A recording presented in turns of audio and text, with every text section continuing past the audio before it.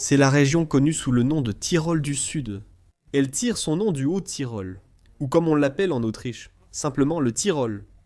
La raison pour laquelle elle porte le même nom bien qu'elle fasse partie de l'Italie, c'est qu'elle appartenait autrefois à l'Autriche à l'époque du Saint. Empire romain. Et plus tard aussi à l'Empire austro-hongrois. Au fil du temps, depuis l'établissement d'une identité nationale italienne, puis l'unification de leur territoire, cette région a fait l'objet d'un différend territorial entre eux et l'Autriche. Et depuis la fin de la Première Guerre mondiale, elle est effectivement contrôlée par les Italiens. Mais certains habitants locaux et certains voisins en Autriche affirment toujours qu'elle devrait être rendue au Royaume de l'Est. Après tout, l'allemand est la langue la plus parlée là-bas, atteignant environ 90% de la population, dans la majeure partie du territoire. Alors pourquoi est-ce encore italien ?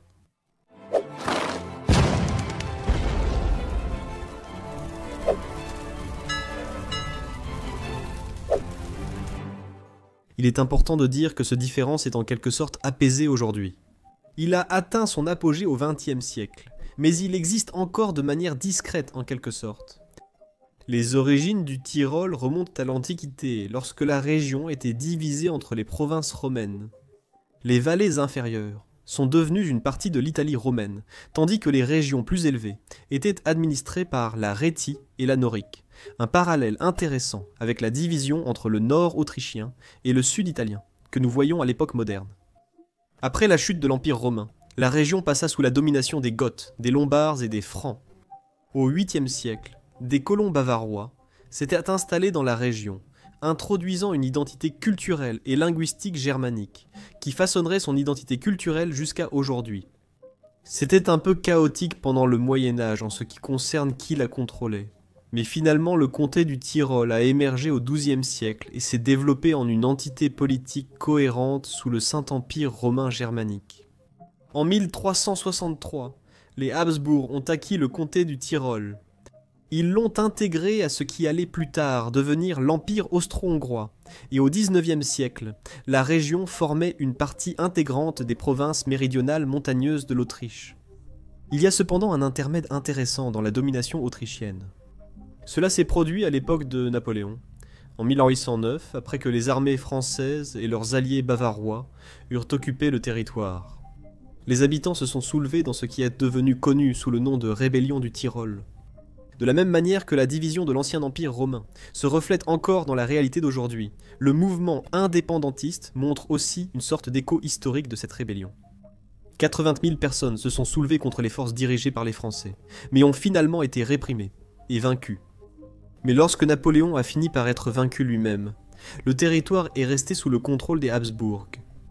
L'ancien comté impérial du Tyrol comprenait non seulement le Tyrol du Nord, aujourd'hui en Autriche, et le Tyrol du Sud, en Italie, mais aussi le Trentin, un autre territoire italien actuel, qui à ma connaissance, le mouvement pour l'indépendance ou le mouvement pour le retour à l'Autriche ne revendique pas, ne revendiquant que le Tyrol du Sud. Mais revenons à l'histoire. Nous sommes maintenant au début du XXe siècle, et l'Autriche-Hongrie contrôle tout ce territoire. Mais ensuite arrive la Première Guerre mondiale, et la plupart des gens pensent que la raison pour laquelle l'Italie est entrée en guerre contre les puissances centrales était précisément pour acquérir le Trentin et le Tyrol du Sud, parmi d'autres régions. Tout cela est lié au traité de Londres de 1915.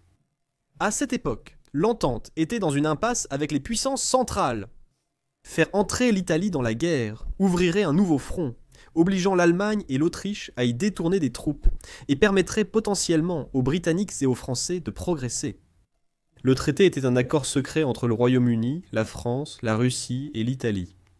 Les puissances de l'entente voulaient inciter l'Italie à entrer dans la Grande Guerre à leur côté. L'accord impliquait des promesses d'expansion territoriale italienne aux dépens de l'Autriche-Hongrie, de l'Empire ottoman, et en Afrique, où l'agrandissement de ces colonies était promis. Cette carte nous montre précisément lesquelles c'étaient, avec le Tyrol du Sud et le Trentin constituant une partie clé de l'accord. Bien que l'Italie ait obtenu certains de ces territoires après la guerre, l'accord n'a pas été entièrement respecté, ce qui, selon certains, a contribué à la montée de Mussolini et au soutien italien à l'Allemagne pendant la Seconde Guerre mondiale. Mais cela est une autre histoire.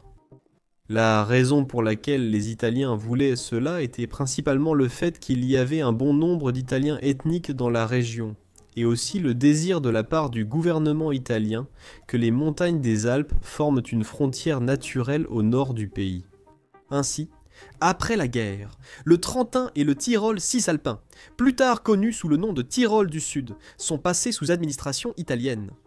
Mais cette annexion allait à l'encontre des principes d'autodétermination promus par le président américain Woodrow Wilson, et elle a placé environ 150 000 germanophones sous domination italienne sans aucune consultation ni vote. Vous pouvez imaginer que les habitants n'ont pas apprécié ce changement, et ils l'ont encore moins aimé avec l'arrivée au pouvoir de Benito Mussolini en 1922. Son nouveau gouvernement avait une forte volonté d'assimilation culturelle à travers une politique d'italianisation, qui visait essentiellement à éliminer la langue allemande à l'oral et dans l'éducation de la région, ainsi que dans l'usage quotidien, comme les avis bilingues sur les panneaux routiers et dans les publicités. Ils ont appliqué des dizaines de mesures pour y parvenir. Parmi les plus importantes figurèrent l'utilisation exclusive de l'italien dans les bureaux publics, la fermeture de la majorité des écoles allemandes, ainsi que des incitations pour les immigrants venant d'autres régions italiennes. Ces actions ont semé encore plus de graines de ressentiment durable chez les habitants d'origine et d'identité allemande. À cette époque, un autre homme similaire commençait son ascension au pouvoir en Allemagne, souhaitant contrôler toutes les régions où vivaient des Allemands, ainsi que d'autres territoires.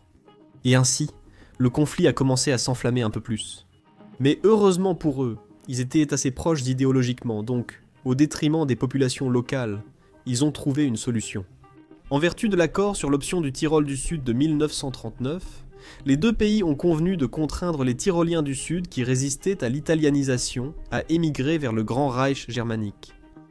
La majorité, sous une pression constante, a choisi de partir, devenant connue sous le nom d'Obtantenne, tandis qu'une minorité, les Dableiber, a choisi de rester, la province du Trentin diluant l'autonomie initialement prévue.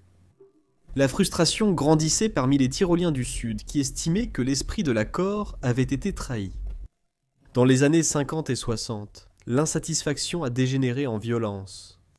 Un groupe sécessionniste clandestin, le Comité de libération du Tyrol du Sud, a lancé une campagne de sabotage contre les infrastructures italiennes. Bien que le groupe ait initialement évité les victimes civiles, la violence s'est intensifiée au cours des années suivantes, ce qui a attiré l'attention internationale, et l'Autriche, toujours officiellement responsable de la protection des Tyroliens du Sud en vertu de l'accord de 1946, a porté la question devant les Nations Unies. Ainsi, en 1960, l'Organisation des Nations Unies a adopté la résolution 1497, encourageant les deux parties à négocier une solution pacifique. Sous la pression internationale croissante, l'Italie et l'Autriche ont convenu d'un nouvel ensemble de mesures, qui seraient dit mises en œuvre sous la forme du deuxième statut d'autonomie, en 1972. Le nouvel accord d'autonomie a fondamentalement changé la position du Tyrol du Sud au sein de l'Italie. Il a transféré la plupart des pouvoirs politiques, administratifs et financiers directement à la province de Bolzano-Bozen. L'allemand a été reconnu comme langue co-officielle, aux côtés de l'italien. L'emploi et les services publics ont été répartis proportionnellement entre les groupes linguistiques et les écoles ont été organisées selon les langues. Les institutions culturelles ont été protégées et la province a conservé environ 90% de ses recettes fiscales. Au début des années 90, l'Autriche a officiellement déclaré le différend résolu dans la région du Tyrol du Sud, est entrée dans une phase de paix et de prospérité relative. Aujourd'hui, ils sont l'une des régions les plus riches d'Italie et servent de modèle de coexistence ethnique pacifique à bien des égards. La coopération transfrontalière avec l'État autrichien du Tyrol proprement dit et la région autonome du Trentin en Italie a prospéré, en particulier dans le cadre de l'Euro-région Tyrol-Haute-Adige-Trentin de l'Union européenne, qui correspond essentiellement aux anciennes frontières de la région austro-hongroise. Les euro-régions sont un concept fascinant dont peu de gens, moi inclus, connaissent vraiment l'existence. Peut-être qu'une vidéo sur ce sujet serait intéressante. Quoi qu'il en soit, de nombreux Sud-Tyroliens, aujourd'hui, s'identifient principalement comme Sud-Tyroliens, plutôt qu'Italiens ou même Autrichiens, exprimant une identité régionale complexe et assez hybride, qui est ancrée dans la langue, la tradition et la géographie. Un fort mouvement indépendantiste continue d'opérer aujourd'hui dans des cadres désormais légaux et démocratiques. L'un des groupes les plus importants est la Liberté du Tyrol du Sud. Ils réclament un référendum sur l'autodétermination et envisagent soit une indépendance totale, soit une réunification avec l'Autriche. Dans un sondage en ligne non officiel mené par le parti, plus de 90% des 61 000 répondants étaient favorables à la sécession de l'Italie. Bien que non contraignants, les résultats ont révélé une persistance du sentiment nationaliste, en particulier chez les jeunes tyroliens du sud germanophones. Les partisans de l'indépendance ont soutenu que, malgré le bilinguisme officiel et les protections juridiques, le centralisme italien reste la réalité. Ils citent les inefficacités bureaucratiques, l'absence occasionnelle d'utilisation de la langue allemande, des services et des agences nationales, ainsi que ce qu'ils considèrent comme un manque de sensibilité culturelle, comme la présence continue de monuments de l'époque fasciste et l'italianisation des noms et des espaces publics. De plus, ils insistent sur le caractère artificiel de la domination italienne, affirmant que l'inclusion de la région dans l'Italie était le résultat d'un opportunisme en temps de guerre plutôt que d'un véritable mandat populaire légitime. Mais pour beaucoup, le principe de libre circulation des frontières de l'Union européenne, combiné à la coopération transnationale, offre une troisième option, qui transcende en quelque sorte les frontières nationales traditionnelles. Dans cette vision, le Tyrol du Sud n'a pas besoin de choisir entre l'Italie ou l'Autriche, ni même d'être indépendant, car il est déjà sa propre région européenne. Mais qui sait, peut-être qu'un jour ils deviendront un micro-État indépendant. C'est à eux de choisir. Merci d'avoir regardé cette vidéo et merci à mes mécènes pour leur soutien. Si vous voulez nous rejoindre sur Patreon, n'hésitez pas à le faire. Et dans tous les cas, je vous retrouve la prochaine fois pour plus de culture générale.